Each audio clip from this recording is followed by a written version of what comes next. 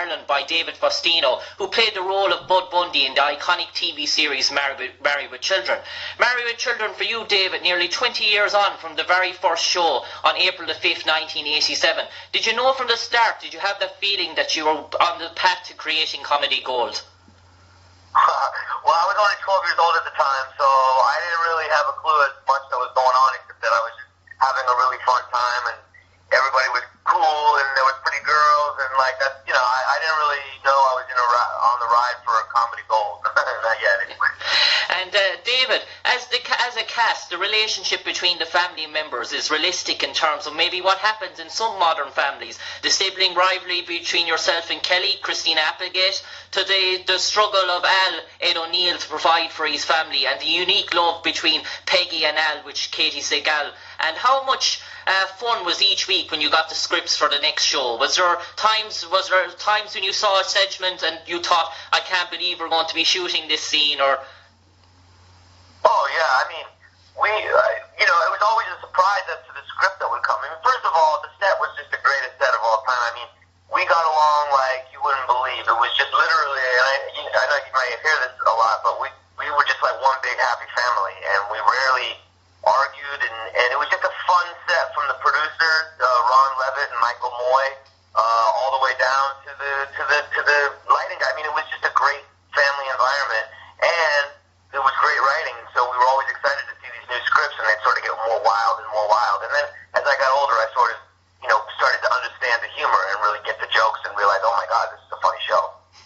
Yeah, and David, if I can bring you onto your own character, Bud Bundy, an intelligent young boy who grew up as a smart young adult in front of us, who had a fierce attraction to the girls, which he couldn't get most of the times, and a relationship where he made fun of his sister's maybe lack of intelligence, but was jealous of her dating success. Maybe just like Al half the times didn't go for Bud's way. And I think an episode which really sums up is that spring break road trip to Fort Lauderdale, where Bud Bundy suffers joy, excitement, anguish and betrayal before he finally gets his revenge. And how do you sum up Bud Bundy, having played him?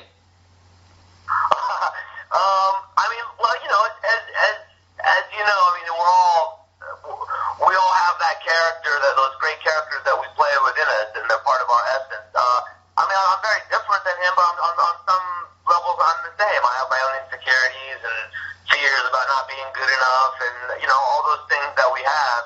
And sort of, I think that's why so many young men, even to this day, relate to the Bud Bundy character, and really, they really want to be his pal, because, a lot of young men can feel that way, sexually frustrated and insecure, and, they have acne or whatever it is.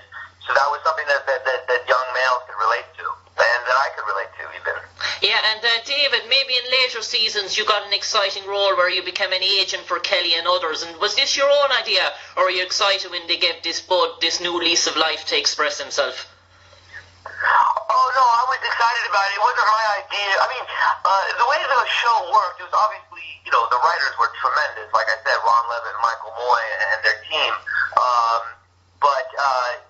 And they would write, 99% of it, but once in a while, it's like if we had an idea or something that we think, hey, well, what about this as an idea for the character? They would definitely take it into consideration and many times implement it. Case in point would be the Grandmaster B character. I was always into hip-hop and rap music since I was, 12 years old, and I would have all these rappers coming to set, and LL Cool J and Ice Cube, and, Eazy-E, and these people were coming to visit me on set, and that's when the writers got the idea, well, let's make fun of this, this a little bit, and let's create this Grandmaster B character. Since David thinks he's a rapper, we might as well make fun of him a little bit. So it was kind of, those little things. Yeah, and David, Bud's relationship with Al, his father, is probably a young man looking for acceptance. And for me, one of my favourite Bud Bundy episodes is the teacher pet episode, where Bud's crush on his teacher comes to pass until a substitute old teacher replaces her, and Al pays a visit to Bud's school, and he finds himself looking at an elderly woman that has replaced Bud's crush. And before the scene takes part, how much fun was that playing on the scene, and in relation to that? One of the great things again about Married with Children was, there was beautiful women on the set all the time. That was always fun, but it was just the humor itself. And because we did over, I don't know, you may have the stats, I think we did over 260 60 episodes or Yeah, something 11 like that. seasons, yeah. Yeah, and because of that, I don't, I have fans running into me in the streets all the time, and they'll be like, "Oh, you remember the episode when you?" Yeah. And some of them I do, but I have like my favorite like 5 or so episodes, and of course I remember all those. But a lot of them kind of blend because it was just my life, so it's like I don't even remember certain specific episodes unless I go back and see them in rerun. Yeah, and David, well, it just brings me on to my next question. What is your own favourite episode and scene, and why? And basically leading on from that, and how do you want to be remembered for your role as Bud Bundy in what was the iconic comedy series Married with Children? I think my favorite episodes of Married with Children tend to be, I have 4 off the top, all of our Christmas episodes, and that includes the one where Al was supposed to, where Santa Claus was supposed to parachute down into Al's mall, and his parachute doesn't open, and he ends up landing dead in our backyard, and we have to have Christmas dinner with the coroner there and a dead body. That was always a funny episode to me, as were the other Christmas episodes that we did with Sam Kinison when he came and played the angel that showed, how great everyone's life would have been if Al had never been born. It was a takeoff on the movie It's a Wonderful Life, and those episodes were called It's a Bundy for Life.